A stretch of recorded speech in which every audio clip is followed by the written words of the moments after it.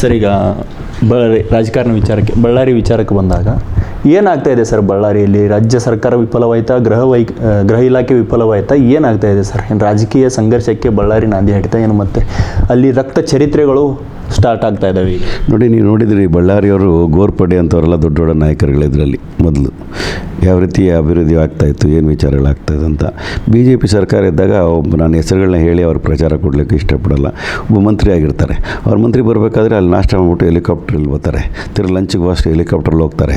ಅವ್ರು ಬಂದಾಗ 50 ಕಾರುಗಳು ಸ್ಕಾರ್ಪಿಯೋಗಳ ಹಿಂದೆ ಬರ್ತವೆ. ಯಾವ್ದು ಕಲ್ಚರ್ ಇದು? ಗನ್ಮ್ಯಾನ್ಗಳು, ಪ್ರೈವೇಟ್ ಗನ್ಮ್ಯಾನ್ಗಳು, ಗೌರ್ಮೆಂಟ್ ಯಾರು ರೀ ಇದನ್ನೆಲ್ಲ ಪೀಠಿಕೆ ಹಾಕ್ಕೊಟ್ಟಿರೋರು? ನೀವು ಯೋಚನೆ ಮಾಡಬೇಕಲ್ಲ. ಇದೇ ಗಲಾಟೆಗಳೇ ಕಾರಣ ಆಗಿರ್ತಕ್ಕಂತಹ ಮಾಜಿ ಮಂತ್ರಿಗಳು ಇಬ್ಬರಿಬ್ಬರು ಇದರಲ್ಲಿ, ನಾನು ಅವ್ರ ಹೆಸರು ಹೇಳೋಕ್ಕೂ ಕೂಡ ಇಷ್ಟಪಡಲ್ಲ. ಅಂತಹ ವ್ಯಕ್ತಿಗಳು ಯಾವ ರೀತಿಯಾದ ಉಪದೇಶಗಳನ್ನು ಮಾಡ್ತಾರೆ ನಮ್ಮ ಶಾಸಕರ ಬಗ್ಗೆ. ಇವತ್ತು ಕಳ್ಕೊಂಡಿರೋದು ಯಾರು? ಕಾಂಗ್ರೆಸ್ ಪಕ್ಷ ಒಬ್ಬ ನಿಷ್ಠಾವಂತ ಕಾರ್ಯಕರ್ತರನ್ನ ಕಳ್ಕೊಂಡಿರಬೇಕಾದ್ರೆ ನಾವು ದುಃಖದಲ್ಲಿರ್ತಕ್ಕಂಥವ್ರು. ಈ ಪ್ರೈವೇಟ್ ಗನ್ಮ್ಯಾನ್ ಕಲ್ಚರ್ನ ಅಲ್ಲಿ ಇಂಟ್ರೊಡ್ಯೂಸ್ ಮಾಡಿದವ್ರು ಯಾರು? ಈ ನಮ್ಮ ರಾಜ್ಯದ ಗಣಿಗಳನ್ನು ಲೂಟಿ ಮಾಡಿದವ್ರು ಯಾರು? ರಾಜ್ಯದ ಗಡಿಗಳನ್ನು ಬದಲಾವಣೆ ಮಾಡಿದವ್ರು ಯಾರು? ಸುಪ್ರೀಂ ಕೋರ್ಟಿಂದ ಚೀಮಾರಿ ಹಾಕ್ಸ್ಕೊಂಡವ್ರು ಯಾರು? ಚಿನ್ನದ ಚೇರಲ್ಲಿ ಕೂತ್ಕೊಂಡು ಆಡಂಬರದ ಜೀವನ ಮಾಡಿದವ್ರು ಯಾರು? ಕೊನೆಗೆ ಹೋಗಿದ್ದು ಎಲ್ಲಿ? ಯಾವ ತಟ್ಟೆಯಲ್ಲಿ ಊಟ ಮಾಡ್ತಾಯಿದ್ದಾರೆ? ಆಮೇಲೆ ಯೋಚನೆ ಮಾಡಬೇಕಾಗ್ತದೆ. ಇದಕ್ಕೆಲ್ಲ ಕಾರಣ ಹೇಳ್ತಾ ಇದ್ದೀನಿ ಕೇಳಿ. ಅಲ್ಲಿರ್ತಕ್ಕಂತಹ ಗಣಿದಣಿಗಳು ಅಂದ್ಕೊಂಡವರು ರಿಪಬ್ಲಿಕ್ ಆಫ್ ಬಳ್ಳಾರಿ ಅಂತ ಮಾಡಿದ್ರಲ್ಲ, ಅದರ ಮುಂದುವರೆದ ಭಾಗಿ ನಡೀತಾ ಇದೆಯಲ್ಲ, ಇದನ್ನು ಕಾಂಗ್ರೆಸ್ ಪಕ್ಷ ಒಪ್ಪೋದಿಲ್ಲ. ಇವತ್ತಿನ ದಿವಸ ಇಷ್ಟೆಲ್ಲ ಪ್ರಾಬ್ಲಮ್ಗಳಾಗಿದ್ರೆ ಆ ಬ್ಯಾನರ್ ಹಾಕೋಸ್ಕರ ದೊಡ್ಡ ಗಲಾಟೆ ಮಾಡಿಕೊಂಡು ಒಂದು ಜೀವನ ಬಲಿ ಕೊಡ್ತಾರೆ ಅನ್ನೋದ್ರೆ ಇದು ಕರ್ನಾಟಕಕ್ಕೆ ಶೋಭೆ ತರ್ತಕ್ಕಂಥದ್ದಲ್ಲ. ಅದೇನಿದ್ರು ಕೂಡ ಆಂಧ್ರ ಪ್ರದೇಶದಲ್ಲಿ, ರಾಯಲಸೀಮದಲ್ಲಿ ಆ ಒಂದು ಕಲ್ಚರ್ಗಳನ್ನು ಅಲ್ಲಿರ್ತಕ್ಕಂಥವ್ರು ಗನ್ಮ್ಯಾನು, ಗೂಂಡಾಗಿರಿ ಅವೆಲ್ಲ ಆ ಕಡೆ ಇರಬೇಕು. ಕರ್ನಾಟಕದ ಯಾವ ಗೂಂಡಾಗಿರಿಯನ್ನು ನಡೀಲಿಕ್ಕೆ ಬಿಡೋದಿಲ್ಲ ಕಾಂಗ್ರೆಸ್ ಸರ್ಕಾರಗಳು.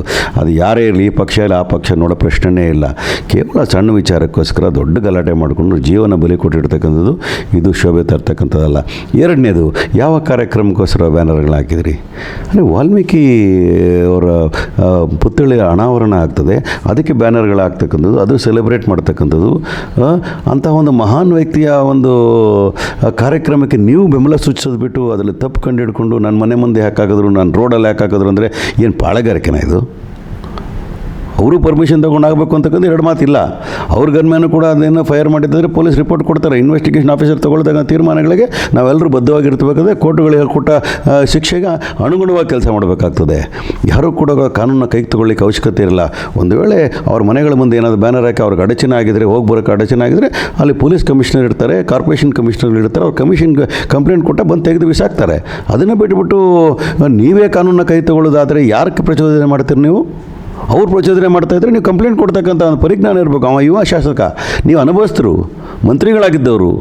ನಿಮಗೆ ನಿಮ್ಮ ಧರ್ಮಪತ್ನಿನ ಸೋಲಿಸ್ಬಿಟ್ರು ಅಂತಕ್ಕಂಥ ಅಸೂಯೆ, ನಿಮ್ಮ ಸಹೋದರನ ಸೋಲಿಸ್ಬಿಟ್ರು ಅಂತೇಳಿ ನಿಮಗೆ ಇವತ್ತು ಕೂಡ ಅದನ್ನು ಸಹಿಸ್ಕೊಳ್ಳೋಕ್ಕಾಗದೇ ಇರತಕ್ಕಂಥದ್ದು, ನಿನ್ನ ಕುಟುಂಬದಲ್ಲಿರ್ತಕ್ಕಂಥ ಎಲ್ಲ ಭರತ್ ರೆಡ್ಡಿ ಮುಂದೆ ಸೋತ್ಬಿಟ್ರು ಅಂತೇಳಿ ಈ ರೀತಿ ನೀವು ಅವ್ರ ವಿರುದ್ಧವಾಗಿ ನಡ್ಕೊಳ್ತಕ್ಕಂಥದ್ದು ಎಷ್ಟು ಸರಿ? ಒಬ್ಬ ಮೆಚ್ಯೂರ್ಡ್ ಆಗಿರಬೇಕಾಗಿರೋ ವಿಚಾರ. ನಾನು ಯಾಕೆ ಅವ್ರ ಹೆಸರು ಕೂಡ ಹೇಳೋದ, ಗೌರವ ಕೊಡಬೇಕು, ವ್ಯಕ್ತಿಗತವಾಗಿ ಗೌರವ ಕೊಡ್ತಕ್ಕಂಥ ನಾನು ಕಲ್ತಿದ್ದೀನಿ. ಶ್ರೀರಾಮುಲು ಅವರಿಗೆ ಮತ್ತು ಜನಾರ್ದನ್ ರೆಡ್ಡಿಗೆ ಅತ್ಯಂತ ಗೌರವ ಕೊಡ್ತೀನಿ. ಅವರು ಕೂಡ ನಮ್ಮ ಅಲ್ಲಿ ಕೂಡ ಶಾಸಕರಾಗಿದ್ದರು, ಮಂತ್ರಿಗಳು. ಗೌರವ ಕೊಡೋದು ನಾವು ಕಲಿಬೇಕಲ್ಲ. ಎಲ್ಲರೂ ನಾವು ಏಕವಚನದಲ್ಲಿ ಮಾತಾಡಿ ಹಂಗೆ ಮಾಡ್ತೀನಿ ಹಿಂಗೆ ಮಾಡ್ತೀನಿ ಅಂತ ಏನಿದು? ಇದೆಲ್ಲ ದಿಸ್ ಇಸ್ ನಾಟ್ ಕರೆಕ್ಟ್. ನಮ್ಮ ಶಾಸಕರು ಕೂಡ ಯಾರಾದರೂ ಕಾನೂನು ವಿರುದ್ಧವಾಗಿ ಕಾನೂನು ಕೈಗೆ ತಗೊಳ್ಳೋ ರೀತಿಯಲ್ಲಿ ಮಾತಾಡಿದ್ರೆ ಅದನ್ನೂ ಖಂಡಿಸ್ತೀವಿ ನಾವು. ಆದರೆ ಒಂದು ತಿಳ್ಕೋಬೇಕು, ಕರ್ನಾಟಕದ ಪೊಲೀಸು ಒಂದು ಮಾದರಿಯಾಗಿರ್ತಕ್ಕಂಥ ಪೊಲೀಸು, ಬಲಿಷ್ಠವಾಗಿರ್ತಕ್ಕಂಥ ಪೊಲೀಸರು ಯಾರೇ ತಪ್ಪು ಮಾಡಿದ್ರು ಕೂಡ ಈ material which political party they belong to, they will have to pay a price for it.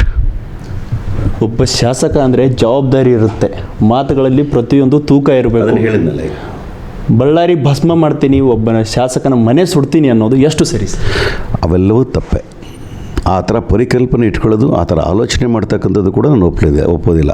ಅವರು ಹೇಳಿದ್ದೇನೆಂದರೆ ನಾನು ಮಾಡಬಹುದಾಗಿತ್ತು, ಆದರೆ ಮಾಡಲ್ಲ, ನಾನು ಸಂವಿಧಾನ ಆಶೆಯಲ್ಲಿ ಕೆಲಸ ಮಾಡ್ತೀನಿ ಅಂತ ಅವರು ಹೇಳ್ತಕ್ಕಂಥ ವಿಚಾರಗಳು. ಆದರೆ ಯಾರೇ ನಿಮ್ಗೆ ವಿರೋಧ ಮಾಡಿದ್ರು ಕೂಡ ನೀವು ಸಂವಿಧಾನದ ಅಡಿಯಲ್ಲಿ ಕೆಲಸ ಮಾಡಬೇಕು. Nobody can take the law into their hand. ಒಬ್ಬ ಶಾಸಕ ಆಗಿದ್ದ ಮಾತ್ರಕ್ಕೆ you are not beyond constitution. ಅದು ಭರತ್ ರೆಡ್ಡಿ ಇರಲಿ, ಅದು ಜನಾರ್ದನ್ ರೆಡ್ಡಿ ಇರಲಿ, ಅದು ಶ್ರೀರಾಮುಲು ಇರಲಿ, ಎಲ್ಲರಿಗೂ ಕಾನೂನು ಅನ್ವಯಿಸ್ತದೆ. ತಪ್ಪು ಮಾಡಿದರೆ ಉಪ್ಪು ತಿಂದ ಮೇಲೆ ನೀರು ಕುಡಿಲೇಬೇಕಾಗ್ತದೆ. ಅದಕ್ಕೋಸ್ಕರ ನಾನು ಹೇಳ್ತಾ ಇರ್ತಕ್ಕಂಥದ್ದು ಈ ಪಾರ್ಟಿ ಆ ಪಾರ್ಟಿ ಪ್ರಶ್ನೆ ಇಲ್ಲ. ಬಳ್ಳಾರಿಯ ಗೌರವವನ್ನು ಉಳಿಸಬೇಕು, ಬಳ್ಳಾರಿಯ ಸ್ವಾಭಿಮಾನವನ್ನು ಉಳಿಸಬೇಕು, ಬಳ್ಳಾರಿಯ ದರೋಡೆ ನಿಲ್ಲಿಸಬೇಕು, ಬಳ್ಳಾರಿಯಲ್ಲಿರ್ತಕ್ಕಂಥ ಗೂಂಡಾಗಿರಿಯನ್ನು ನಾವು ಸದೆ ಬಡಿಲೇಬೇಕಾಗ್ತದೆ. ಅದು ರಾಜ್ಯ ಸರ್ಕಾರದ ಮತ್ತು ಕನ್ನಡಿಗರ ಕೆಲಸ ಅಂತ ನಾನು ಭಾವಿಸಿದ್ದೇನೆ. ಸರ್, ಮತ್ತೊಂದು ವಿಚಾರ ಸಾಕಷ್ಟು ಎಲ್ಲ ಕಡೆ ಚರ್ಚೆ ಆಗ್ತಾ ಇದೆ. ಚಾರ್ಜ್ ತೊಗೊಂಡು 24 ಗಂಟೆಯಲ್ಲಿ ಒಬ್ಬ ಪ್ರಾಮಾಣಿಕ ಅಧಿಕಾರಿಯನ್ನು ಅಮಾನತು ಮಾಡ್ತಾರೆ ಅಂದರೆ ರಾಜಕೀಯ ಸಂಘರ್ಷಕ್ಕೆ ಇದು ಎಷ್ಟರ ಮಟ್ಟಿಗೆ ನ್ಯಾಯ ಅಂತ ಸರ್ ನಿಮ್ಮ ಕಾಂಗ್ರೆಸ್ ಪಕ್ಷ? ಒಂದು ತಿಳ್ಕೊಳ್ಳಿ, ಇಲ್ಲಿ ಕೂಡ ನಾವು ಬೆಂಗಳೂರು ಕಮಿಷನರ್ ಪ್ರಾಮಾಣಿಕ ಅಧಿಕಾರಿ ಇದ್ದರು ದಯಾನಂದ್. ಆದರೆ ಅವತ್ತು ಘಟನೆಗೆ ಅನುಗುಣವಾಗಿ ಕ್ರಮಗಳಾಗಿರ್ತವೆ, ನಾಟ್ ಫಾರ್ ಇಸ್ ಹಿಸ್ಟ್ರಿ. ನಾನು ಇವತ್ತು ನಾಗರಾಜ್ ಯಾದವ್ ಬಹಳ ಪ್ರಾಮಾಣಿಕವಾಗಿ ಕೆಲಸ ಮಾಡ್ತಾಯಿರ್ತೀನಿ ಇವತ್ತಿನವರು ಕೂಡ. ನಾಳೆ ಬೆಳಗ್ಗೆ ತಪ್ಪು ಮಾಡಿದಾಗ ಕ್ರಮ ಆಗೇ ಆಗ್ತದೆ. ನಾಗರಾಜ್ ಇಷ್ಟು ಒಳ್ಳೆಯವನು, ಇಷ್ಟು ಚೆನ್ನಾಗಿ ಕೆಲಸ ಮಾಡಿದ್ಮೇಲೆ ಕ್ರಮ ಅಲ್ಲಿ ಕೂಡ ಆಗಿದ್ದು ಅಷ್ಟೇ. ಆವತ್ತು ಅವ್ರು ಚಾರ್ಜ್ ತೊಗೊಳ್ತಾರೆ. You are suppose to go to the place. ಹೋದ್ರೆ ಇಲ್ಲೋ ನನಗೆ ಗೊತ್ತಿಲ್ಲ. ಅವರ ಕರ್ತವ್ಯದಲ್ಲಿ ಲೋಪವನ್ನು ಆಗಿದೆ ಅಂತೇಳಿ ಅಲ್ಲಿ ನಾವು ಅದು ರಿಪೋರ್ಟ್ ಬಂದ ನಂತರ ಸರ್ಕಾರ ಕ್ರಮ ಕೈಗೊಳ್ಳಬೇಕಾಗಿರೋದು ಒಂದು ಆಡಳಿತ ಪಕ್ಷದ ಕರ್ತವ್ಯ ಆಗ್ತದೆ. ಇಂಡಿವಿಜುವಲ್ ಕ್ರೆಡಿಬಿಲಿಟಿಗೋಸ್ಕರ ಸರ್ಕಾರವು ಮಾಫಿ ಮಾಡಲಿಕ್ಕೆ ಸಾಧ್ಯ ಇಲ್ಲ. ಆತ ಕೆಟ್ಟವನು ಅಂತ ಹೇಳಲಿಕ್ಕೆ ನಾನು ಇನ್ವೆಸ್ಟಿಗೇಷನ್ ಆಫೀಸರು ಅಲ್ಲ, ನಾನು ರಿಪೋರ್ಟ್ನೂ ನೋಡಿಲ್ಲ. ಅಲ್ಲಿ ಸರ್ಕಾರಕ್ಕೆ ಬಂದಿರತಕ್ಕಂಥ ರಿಪೋರ್ಟ್ಗಳ ಆಧಾರದ ಮೇಲೆ ಅವರು ಕ್ರಮಗಳನ್ನು ಕೈಗೊಳ್ತಾರೆ. ಯಾಕೆ ಅಂತಂದರೆ ಅದೊಂದು ಸೆನ್ಸಿಟಿವ್ ಜಾಗ. ಅಲ್ಲಿ ಆಗ್ತಾ ಇರಬೇಕಾದ್ರೆ ಅಲ್ಲಿರ್ತಕ್ಕಂಥ ಇಂಟೆಲಿಜೆನ್ಸ್ ಇರ್ಬೋದು, ಅಲ್ಲಿರ್ತಕ್ಕ ಲೋಕಲ್ ಪೊಲೀಸ್ನವ್ರು ಇರ್ಬೋದು, ನೀವು ಹೊಸದಾಗಿ SP ಆಗಿ ಬಂದರೂ ಕೂಡ ನಿಮಗೆ ಮಾಹಿತಿಯನ್ನು ಕೊಟ್ಟಿರ್ತಾರೆ, ಕೊಡಲೇಬೇಕಾಗ್ತದೆ.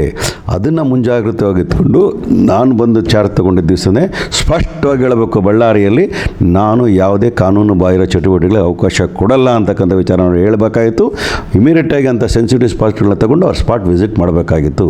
ಆಗಿಲ್ಲ ಅಂತಕ್ಕಂಥದ್ದು ಕಾಣ್ತಾ ಇದೆ. ಇದು ಕೈ ಮೀರಿ ಹೋದ ನಂತರ government cannot keep quiet. It is not individual achievements. ನಾನು 30 ವರ್ಷ ಚೆನ್ನಾಗಿ ಕೆಲಸ ಮಾಡಿದ್ದೀನಿ, ಇವತ್ತು ನಾನು ಮನೇಲಿ ಮಲ್ಕೊಬಿಡ್ತೀನಿ, ಏನು ಬೇಕಾದರೂ ಆಗಲಿ ಅಂತ ಕೇಳೋಕ್ಕಾಗುತ್ತಾ? ಇಂಡಿವಿಜುವಲಿ ಅವ್ರಿಗೆ ಕೊಡ್ತಕ್ಕಂಥ ಗೌರವ ಇದ್ದೇ ಇರ್ತದೆ. ಆ ಒಂದು ಸಂದರ್ಭದಲ್ಲಿ ನಿನ್ನ ಕರ್ತವ್ಯದಲ್ಲಿ ವೈಫಲ್ಯತೆ ಆದರೆ ಕ್ರಮಗಳು ಆಗಲೇಬೇಕಾಗ್ತದೆ ಅಂತ ಹೇಳಿದ್ವಿ. ಉದಾಹರಣೆಗೆ Dayanand one of the finest officers, but ಅವತ್ತು 11 ಜನ ಸತ್ತೋದ್ರಲ್ಲ. ಇವರು ಸಸ್ಪೆನ್ಷನ್ಗಿಂತ ನಾವು ಜೀವ ಬಹು ಮುಖ್ಯ. ನಿಜ ತಾನೇ? ತನಿಖೆಗಳು ನಡೀತವೆ, ಅವರು ಇನ್ವಾಲ್ವ್ಮೆಂಟ್ ಇಲ್ಲ ಅಂತಂದರೆ ಅವರು ಹೊರ ಬರ್ತಾರೆ. ಆದರೆ SP-ನೇ ಯಾಕೆ ಟಾರ್ಗೆಟ್ ಅಂತ sir? DCP law and order ಇದ್ದರು, ಕ್ರೈಮ್ ಇದ್ದರು, ಬಟ್ SP-ನೇ ಯಾಕೆ ಟಾರ್ಗೆಟ್? ಯಾರು ವರಿಷ್ಠರು? ಹಾಗೆ ವರಿಷ್ಠಾಧಿಕಾರಿ ಜಿಲ್ಲೆಗೆ ಅಂದರೆ ಅದು SP. ಆಮೇಲೆ IGP ಬರ್ತಾರೆ, DGP ಬರ್ತಾರೆ, ಅದೆಲ್ಲ ಆಮೇಲೆ ಅವ್ರು ಇಡೀ ರಾಜ್ಯಕ್ಕೆ ಅವ್ರು 4-5 ಜಿಲ್ಲೆಗಳ IGP ಇರ್ತಾರೆ. DCP will be in charge of 1 portion of the district. ಜನ ಅರ್ಥಕೊಂಡು ಮಾತಾಡಬೇಕಾಗ್ತದೆ. ನಾವೇ ಪೋಸ್ಟಿಂಗ್ ಮಾಡಿದ್ದೀವಿ ಒಳ್ಳೆ ಅಧಿಕಾರಿ ಅಂತ ಅಂದಮೇಲೆ ನಾವ್ಯಾಕೆ ಅವ್ರ ಮೇಲೆ ವಿಂಡಿಕ್ಟಿವ್ ಮಾಡ್ತೀವಿ? ನಾವ್ಯಾಕೆ ಅವ್ರ ಮೇಲೆ ಇಲ್ಲ ಸಲ್ಲದ ಆರೋಪಗಳು ಮಾಡ್ತೀವಿ?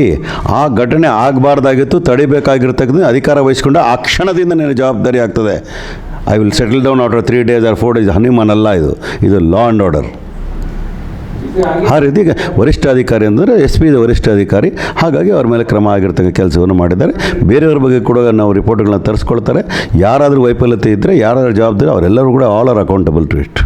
ಸರ್, ಈಗ ಭರತ್ ರೆಡ್ಡಿ ಬೆನ್ನಿಗೆ ಕಾಂಗ್ರೆಸ್ ಸರ್ಕಾರ, ರೆಡ್ಡಿ ಬೆನ್ನಿಗೆ BJP ನಾಯಕರು, ಎಷ್ಟು ದಿನ ಹಿಂಗೆ ಸಂಘರ್ಷ ಸರ್ ಇದು? ನಾವು ನ್ಯಾಯದ ಪರ. ಯಾರು ಗುಂಡಿಂದ ಹಾರಿದೆಯೋ ಅದನ್ನು ಪತ್ತೆ ಹಚ್ತಾರೆ, ಅವ್ರ ಮೇಲೆ ಕ್ರಮ ಆಗ್ತದೆ. ಆದರೆ ಕಳ್ಕೊಂಡಿರ್ತಕ್ಕಂಥ ಒಬ್ಬ ಬಡ ಕಾರ್ಯಕರ್ತ, ಆ ತಂದೆ ತಾಯಿಗಳಿಗೆ ನಾವು ಕೂಡ ಸಂತಾಪವನ್ನು ಸೂಚಿಸ್ತೇವೆ. We will not stand by political stand, we will stand by law and order. Bharat ರೆಡ್ಡಿಗೆ ಕಾಂಗ್ರೆಸ್ನವರು ಅಂತಲ್ಲ, ಭರತ್ ರೆಡ್ಡಿ ತಪ್ಪು ಮಾಡಿದ್ರು ಕ್ರಮ ಕೈಗೊಳ್ತಾರೆ, BJP ತಪ್ಪು ಮಾಡಿದ್ರು ಕ್ರಮ ಕೈಗೊಳ್ತಾರೆ, ಜನತಾದಳ ಕಾರ್ಯಕರ್ತರು ತಪ್ಪು ಮಾಡಿದ್ರು ಕ್ರಮ ಕೈಗೊಳ್ತಾರೆ, ನಾಗರಾಜ್ ತಪ್ಪು ಮಾಡಿದ್ರು ಕ್ರಮ ಕೈಗೊಳ್ತದೆ ಸರ್ಕಾರ. ಇನ್ನೇನು ಬೇಕು? ಆ ರೀತಿ ಇರಬೇಕಾದ್ರೆ ನಾವು ಯಾರ ಪರ ಯಾರ ವಿರೋಧ ಪ್ರಶ್ನೆಯೇ ಇಲ್ಲ. ಗೃಹ ಸಚಿವರು ಸ್ಪಷ್ಟವಾಗಿ ಹೇಳಿದ್ದಾರೆ, ಎಲ್ಲ ರೀತಿಯ ತನಿಖೆಗಳು ನಡೀತವೆ, ನಿಷ್ಪಕ್ಷಪಾತವಾಗಿ ತನಿಖೆ ನಡೀತದೆ. ಯಾರೇ ತಪ್ಪು ಮಾಡಿದರೆ, ಯಾರು ಹೊಡೆದಿದ್ದಾರೆ, ಹಂಗಾಗಿದೆ ಅಂದರೆ ವೈಜ್ಞಾನಿಕವಾಗಿ ಯೋಚನೆ ಮಾಡ್ತಾರೆ, ಎಲ್ಲ ತನಿಖೆ ಆಗ್ತದೆ, ಕಠಿಣ ಕ್ರಮಗಳಾಗ್ತವೆ. There is no political angle to it at any cost. ಹೆಚ್ಚಿನ ವಿಡಿಯೋಗಳಿಗೆ ಪ್ರತಿಧ್ವನಿ YouTube ಚಾನೆಲ್ ಸಬ್ಸ್ಕ್ರೈಬ್ ಮಾಡಿ, ಬೆಲ್ ಐಕಾನ್ ಕ್ಲಿಕ್ ಮಾಡಿ.